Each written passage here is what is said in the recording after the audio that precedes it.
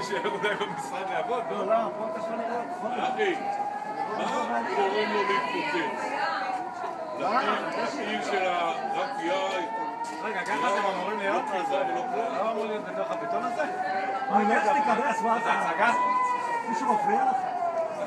אני כבר מודע בחלקי.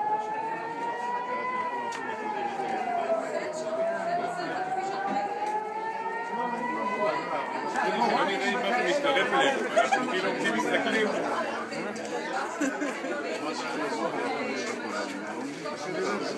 מלחמה בו, מה? מלחמה, וואי.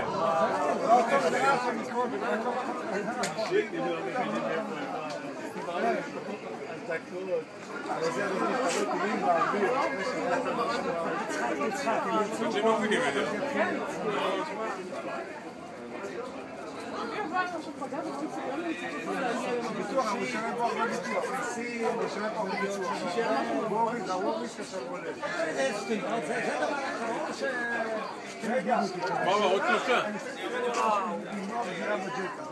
איזה מטפים, יאללה. לא, חיות, תראו שם, תשאיר שמה.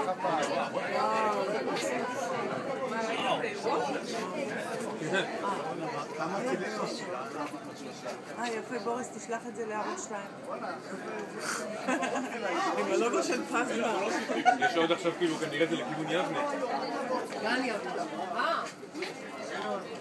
זה הסוללה הזאת שבצומת גדרה.